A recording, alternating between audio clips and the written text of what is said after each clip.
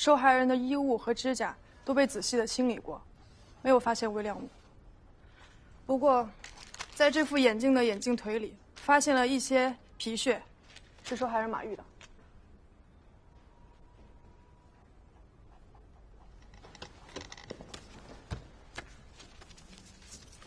这些足迹我都看过很多遍了，没有发现什么异常。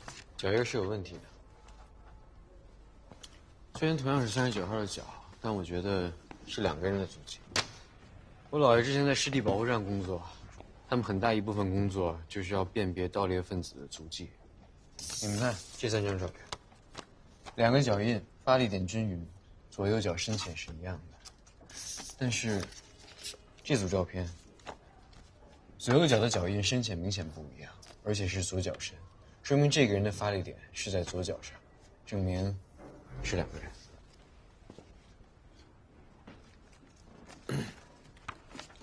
有2个嫌疑人，恰好2个人都穿了同样的运动鞋，同样的尺码，其中有1个人发力点在左脚。这是受害者的行动轨迹，从这条小道上下来，到达了这个点，然后朝这个方向有个折返，最终的受害位置应该是在这里。中心在左脚的那个人从这条路上来的，到了尸体周围不停地转，一直在尸体附近徘徊，然后原路返回。而左右脚发力平均的这个人和受害者一样，是从这条小路上下来，同样也跟受害者走向了这个方位，有一个折返。这些区域都是3个人脚印重叠的地方，而只有这个是2个人脚印重叠的地方，所以我们的重点应该是在这儿。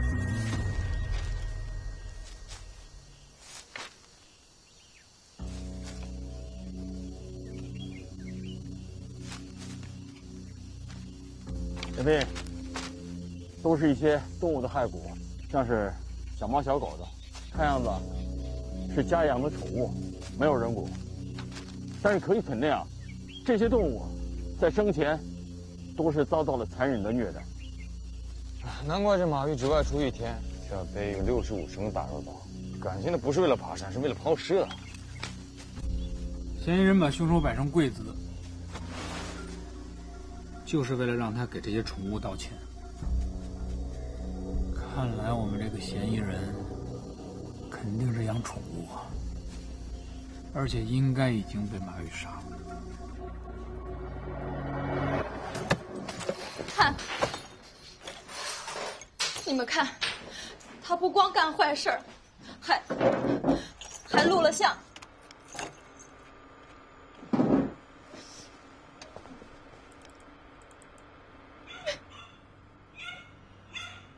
全是摸狗的视频，这磁盘损伤还挺严重的。这种事为什么不早点报警啊？他说我只要报警，他就打死我。电脑带回去，我得仔细查一遍，找找这些猫狗的主人，嫌疑人可能就在里边。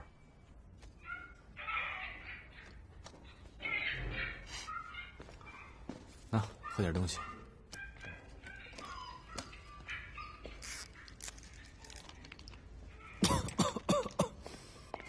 文飞，马玉他老婆交代，他从5年前就开始虐待动物了，但是在电脑上找到的只有这2年的。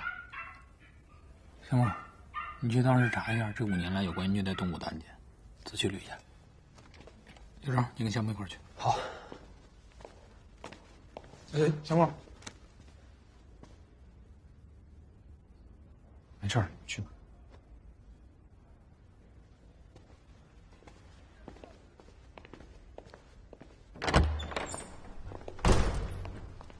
档案都在这了，这是17的，这是15的，上面都有年份，你们自己慢慢查吧。好，谢谢。来吧，再找吧。这也太多了吧？梁哥，要不然这样，你找15到17的，我找15前的。行。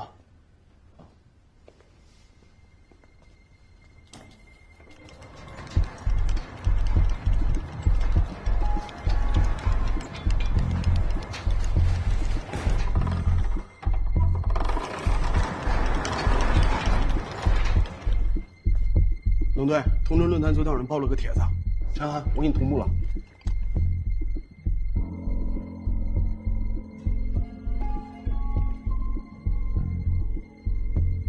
这是有人要故意报复马玉啊？谁发能查到吗？查不到，发帖人的 IP 地址是经过虚拟 IP 池洗过的海外基站，查不到真实来源。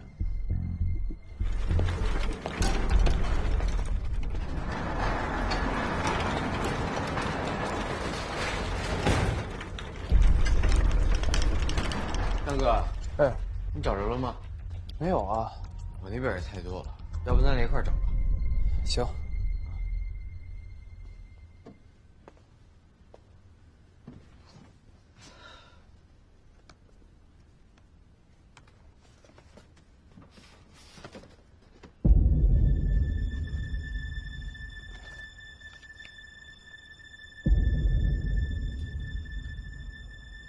这马玉电脑上的视频是怎么流传出去的？他不可能是自己泄露的。马玉的电脑是被黑客给黑了，视频是通过木马程序偷走以后发出来的。看来夏木说的没错，应该是有2个人作案，其中一个就是这个黑客。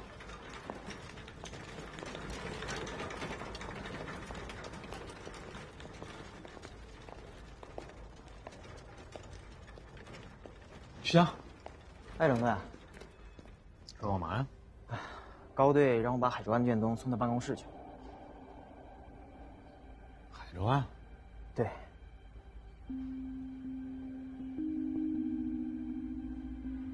我怎么不知道？高队这次不打算让刑警队人参与，特别是我们专案队。这次专案组的成员全部从各分局抽调，还有省厅派过来的刑侦专家指导工作。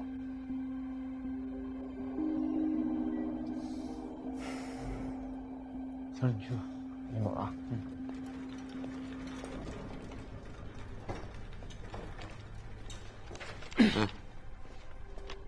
找到了一个卷宗，3年前的纵火案，起因是一条狗被撞死了，后来那个车无缘无故就着火了。当时是有个嫌疑人叫肖华军，也被带来问话了，但是当时被判定为是车内打火机自燃。这案子我有印象，3年前是分局办的，当时肖华军提供了一个不在场证明。对，他心理有问题，然后他的主治医生就给他开了一个不在场证明。他的医生叫什么名字？叫沈宇，是海州市医院的精神心理科主治医生。先去趟肖华军那边，了解下情况再说。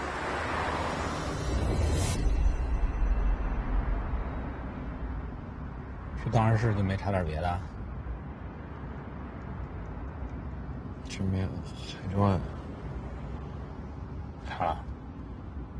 没有啊，档案室里有吗？那么大 logo 你看不见？没看见啊，而且我不都跟你说了吗？我对海州案没兴趣，况且现在有专案组查了，也用不着我来查。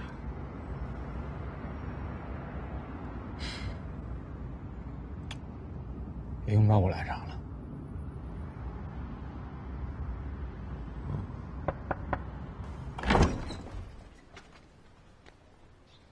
你好，我们找一下肖华军。不在啊。是这样，你们家养狗对吧？对啊。小区里有人反映你们家狗没办证，而且出去遛的时候也不拴，我们过来走访一下。办了呀，我们有狗证啊。那你进来，我给你找。坐那儿等会儿吧。啊，溜达溜达。他又惹事儿了。就狗的事儿。哦。那你坐这儿，我就给你找。不好意思，我能去方便一下。哦，那儿。啊，谢谢。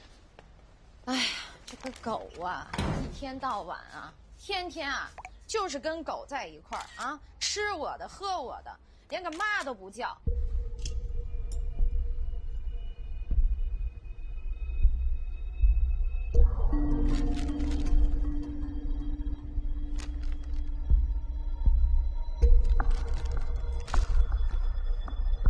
行，有证就行。我听说肖华军3年前还养过一条狗啊。哦，对啊，让车给撞死了，所以人家不是送了他一条吗？他就天天跟这狗说话，神神叨叨的。谁送的知道吗？就是给他看病那心理医生啊。行，这狗没在家。哦，狗丢了。这不是他出去找狗去了吗？也好几天都没回家了，也不知道死哪儿去了。怎么丢的？前2天他这不是要去遛狗吗？我就跟他说，让他回来的时候啊，给我带瓶酱油。人家超市不让狗进去，他就把狗啊放在超市门口了。买完酱油出来以后啊，狗就让人给偷了。哎呦喂，这就回来跟我没完没了，骂骂咧咧呀，说是那狗要是找不着的话，他就跟我拼命。哎，我是他亲妈呀，啊，你说连个狗都不如吗？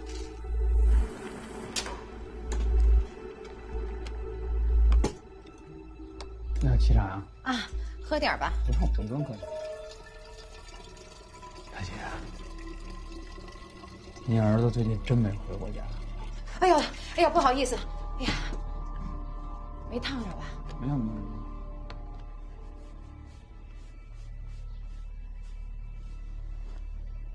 给肖华军打个电话吧，看他现在在哪儿。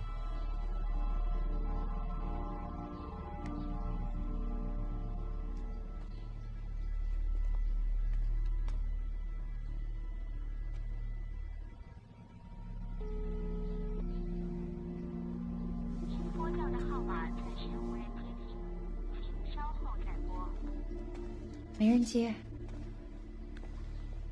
那他还有什么常去的地方吗？除了家里边？没有了。自从他爸跳楼自杀以后，亲戚之间就都断了来往了。就3年前，他不是看工地的吗？就当着肖华军的面跳下去了。从那天晚上开始，这孩子的脑子就受了刺激了。那行。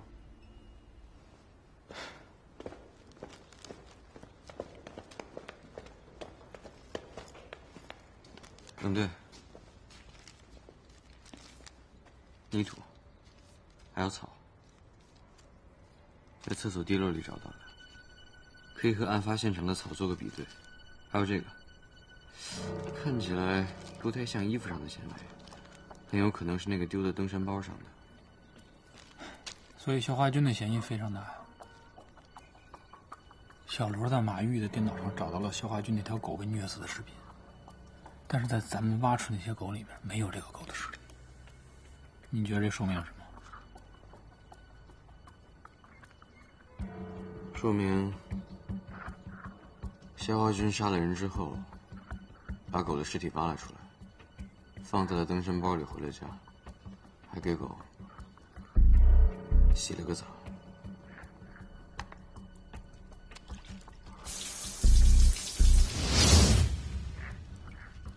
我认识人里头能干这事儿的只有顾法医了。精神类的药物，我在他床头找到的。这些药只有主治医生确诊了才能拿得到。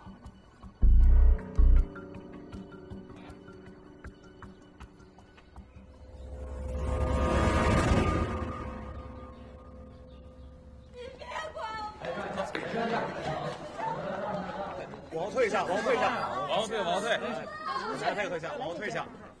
他这是沈医生办公室的病人发病了，情绪特别不稳定，要自杀。配合一下，大家回到病房去，不要议论了。帮他包扎一下。这个没事了，都散了吧。来，都散了吧。来，走了。配合一下。来，都散了。如果有需要，我可以帮你作证。你记住，家暴只有0次跟无数次，错的不是你，是伤害你的人。走吧。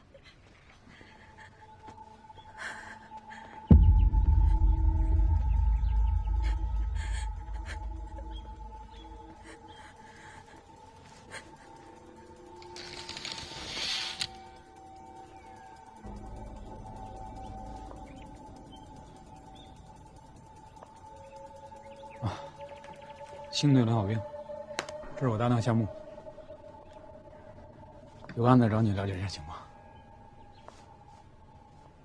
你好。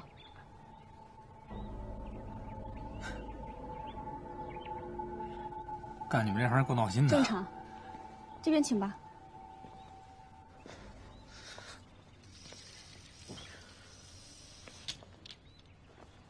有什么我可以帮忙的，尽管问。那我就开门见山了啊。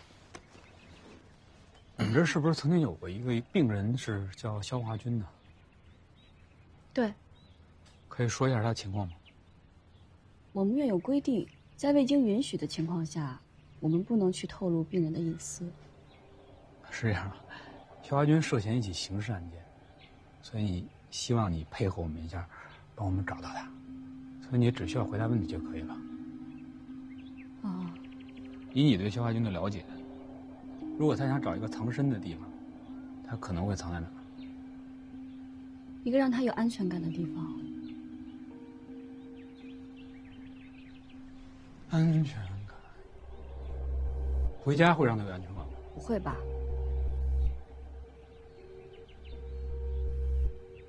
据我所知，肖华军长期遭受他妈妈的虐待，母子关系非常紧张。能给我们一份他的病历吗？好。小张，进来一下。哎，麻烦你帮我调一下肖华军的病历，打印出来给2位警官。好。哎，你们最后一次见面是什么时候？3年前吧。这沈医生记忆力可真好。你说一个心理医生1年得看个600-700个病人吧，这一下子就能想起来3年前的病人，了不起。因为他妈妈在知道他来看心理医生之后，就来医院大闹了几次，后来就断了联系。现在社会上还是有很多人对于心理疾病带有偏见的。我都头一回来你们这地方。哎呀，我先参观一下可以吗？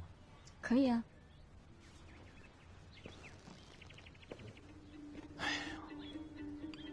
挺豪华呀，你们这儿。病人就躺这儿哈。对。啊，医生坐这儿。全程都有摄影。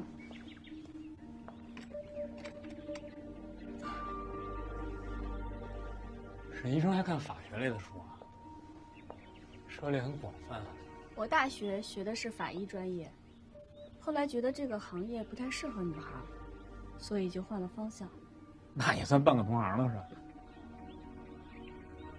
冷队长抬举我了，我学的那点法律知识，早就已经还给学校了。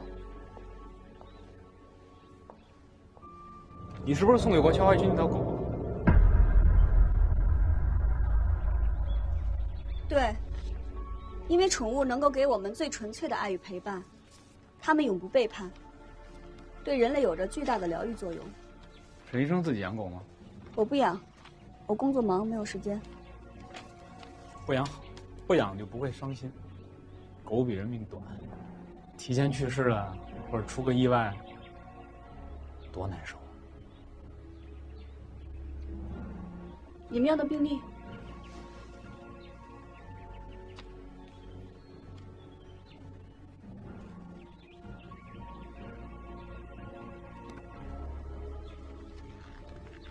借本书看啊。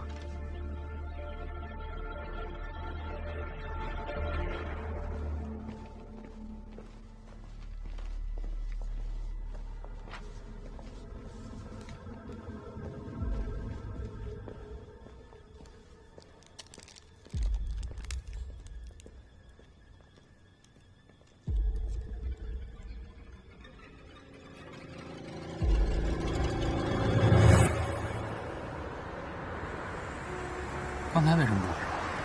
我不习惯。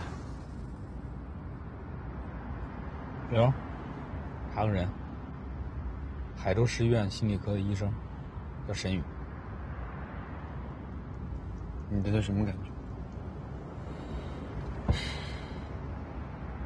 你对他什么感觉？我就觉得奇怪。哪儿奇怪？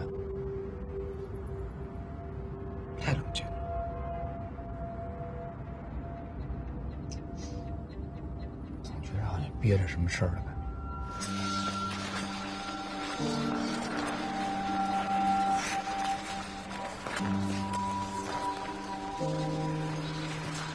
沈宇31岁，是我们海州市精神心理科的主治医师。他妈妈在他出生的时候难产死，是他爸一个人把他带大的。就沈宇上初中的时候，他爸突然就跟一个女的私奔了，然后就把沈宇10几岁的孩子孤零零扔那不管。他爸跟人跑了以后，这个沈宇还去这个城关派出所报了失踪，他们也留了底，还帮他找了个，但是到现在一直也没找到。冷队，那些视频很有可能就是沈宇发出去的。啊？马玉的眼镜是在海州市医院配的，他给眼光中心的医生看过视频，说过他虐待动物的事情。那个医生听了以后觉得很不舒服，就去找沈宇做了心理疏导。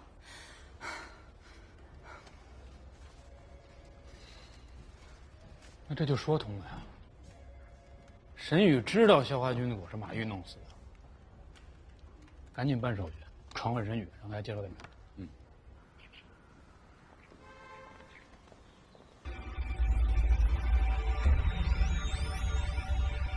沈医生，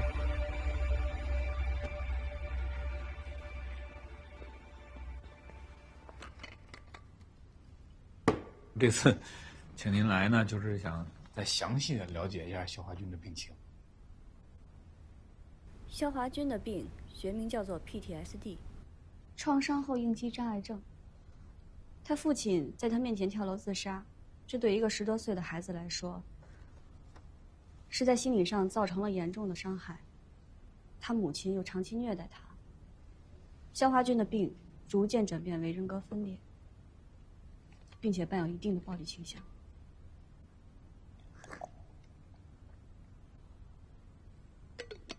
那你跟肖华军第一次见面什么时候？是在他父亲跳楼自杀不久之后，他又向我来求助。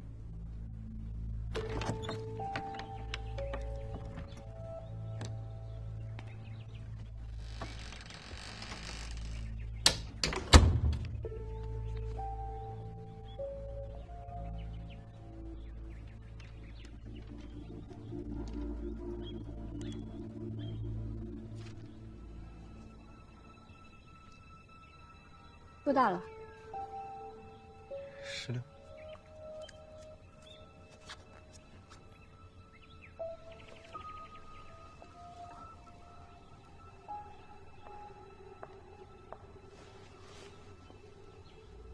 不喝，谢谢。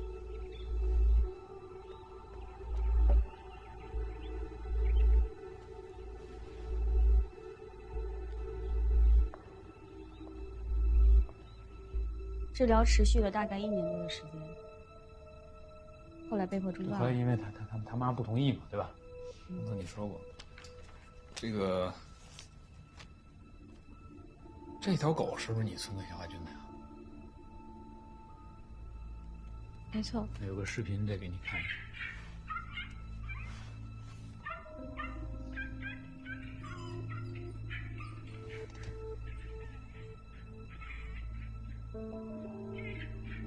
这谁干的？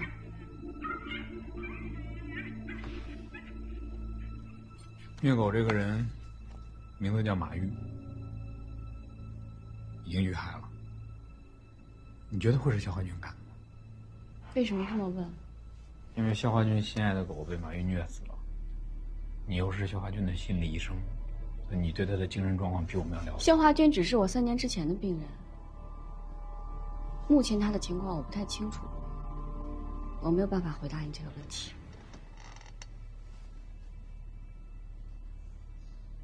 哦，对，那个前天晚上你下班之后干嘛去了？8点多下班，就回家睡觉了。标准的作息时间。行了，好嘞，那就这样。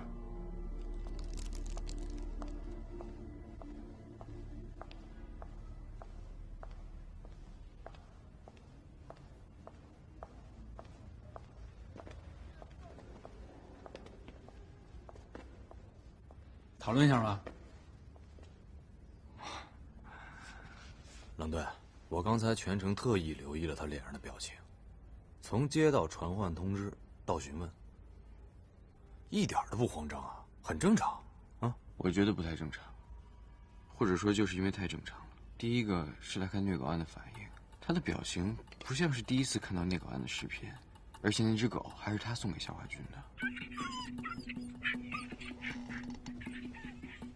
一个这么熟悉的病人，我们跟他说他卷入了刑事案件，他居然没有问肖华军现在怎么样了，我觉得很可疑。他之所以不问肖华军现在怎么样了，就证明他有可能知道肖华军现在没事儿，他跟肖华军之间可能有联系。那接下来怎么办？你去医院调监控，看看前天晚上申宇是不是在加班，24小时盯着申宇，看看肖华军会不会跟他再联系。马玉的死，申宇脱不了关系。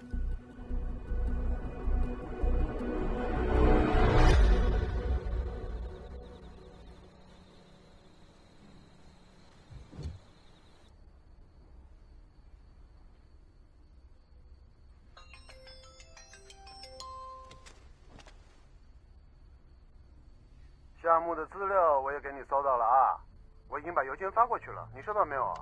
哎，著名的海州系列杀人案你知道吧？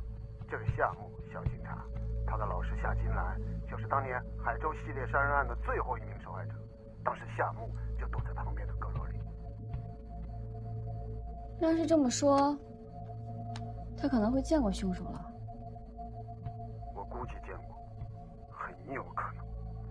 我检索到2000年一个旧文章啊，那上面好像说有个警察赶到了，进去救了他，还有个警察。还有什么别的线索吗？我用一个叫爬虫的程序，把他最近这大半年的所有的搜索记录给扒了下来。我发现有好几个词汇经常出现，你听着啊：创伤后应激障碍症、间歇式震颤、惊恐发作，一堆毛病。对。夏目很有可能去见了心理医生。你能帮我查一下夏目是在哪儿治疗的吗？还没工作到这一步。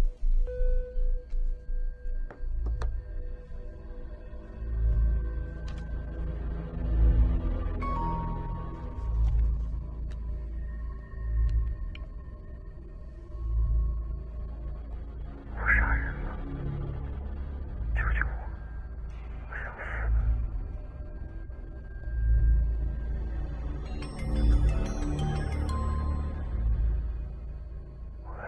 你在哪儿？我爸死的地方。怎么回事？你去那儿干嘛？哎，谢谢。怎么样？不懂你吗？没动静，老样子。我刚才买水的时候，发现小卖部那边有出口。要不这样，咱俩分开点，你在这儿，我过去那边盯。行。